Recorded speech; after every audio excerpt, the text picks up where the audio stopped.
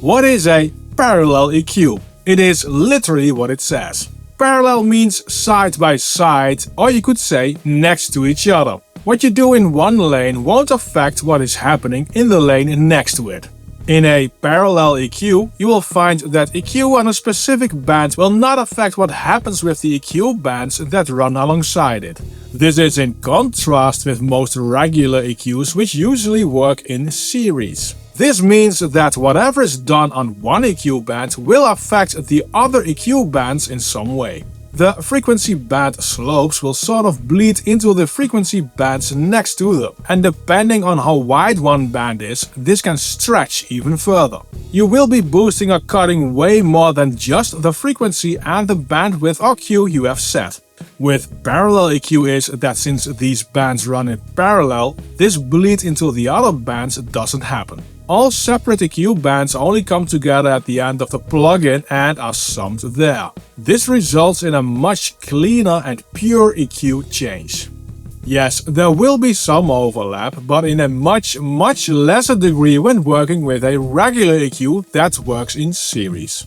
You can recreate parallel EQ in a DAW or use a specialized plugin. I'll recreate parallel EQ in the DAW.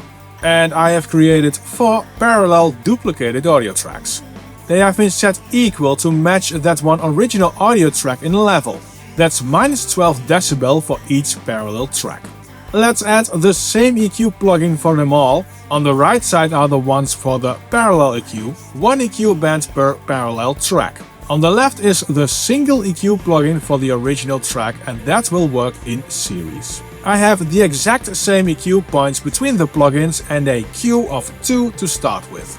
The boost is different because adding, let's say, 6 dB in parallel will actually boost a lot less than 6 dB on an EQ which works in series. You need to counter all those parallel tracks, and that's why you need a larger boost to match the EQ in series. But as you will hear, the levels are matched. Also, the display of FabFilter Pro Q3 is not always accurate when you have the plugin resized like this.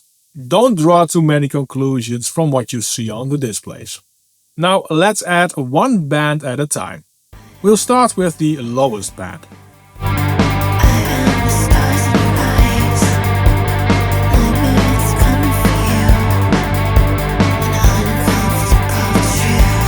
There's no difference here, which makes sense. Now let's add the second band.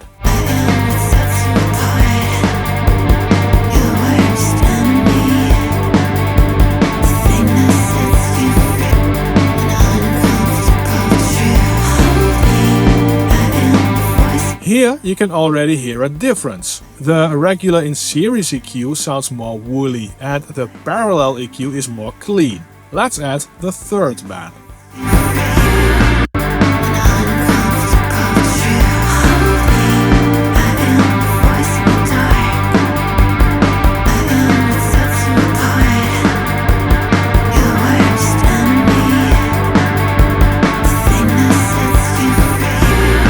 The EQ in series is more smeared sounding and the parallel is more open and clean.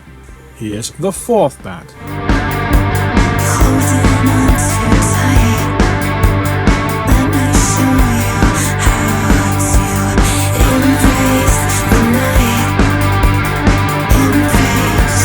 By now with these 4 bands there's barely any benefit anymore of using a parallel EQ.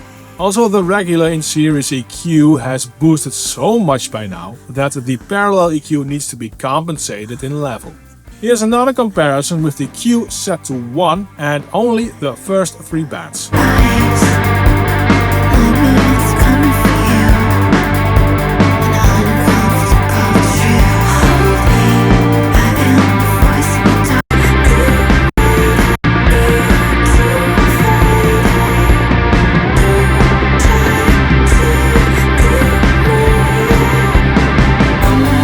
The parallel EQ is more focused without doubt. The regular EQ sounds like it's one big shelf instead of all those separate boosted bands. I'd say that using parallel EQ has its biggest benefits when you need to work with 2 EQ bands or more very close together and need precise EQ. I did a frequency match with a new instance of FabFilter Pro Q3 to match the parallel EQ with the in-series EQ.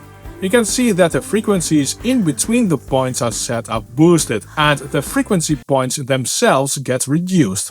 The parallel setup really does its thing. I have one example more with cut instead of boost, and that difference is even bigger. But first, a message from the sponsor of this video, DistroKid. If you need to split the revenue of your releases with multiple collaborators, DistroKid has splits. This enables you to, very simply, split the revenue you make. Add as many collaborators for a release you want and decide how much of the cake they get in percentages. On top of that, you can set recoupments as well, so if you agree on a fixed fee instead of royalties, this is the way to do that. Get 7% off of your first year with DistroKid by using the link in the description. Let's take a look at the next setup. This guitar has some fizz happening in the higher mids, around 2.5 and 3.9 kHz.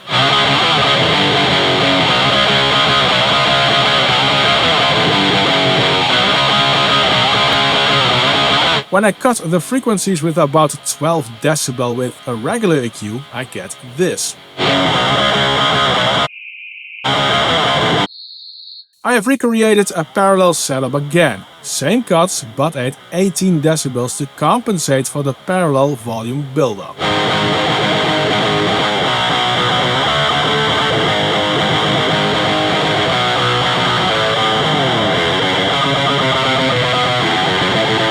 When I increase the cuts by another 6 dB for both, I get this.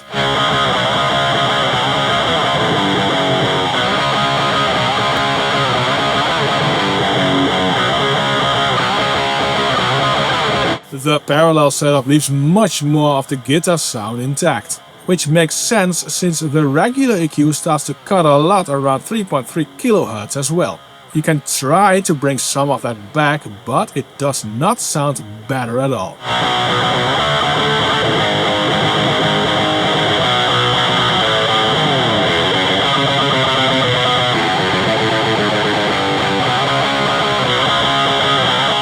So parallel EQ works like I showed you, and there are a few clever plugins which do all of this intricate routing for you, like the Pulsar 8200. Many EQs also have mid-side, and if you want to learn what mid-side actually is, watch the video which is displayed on screen and linked in the description below.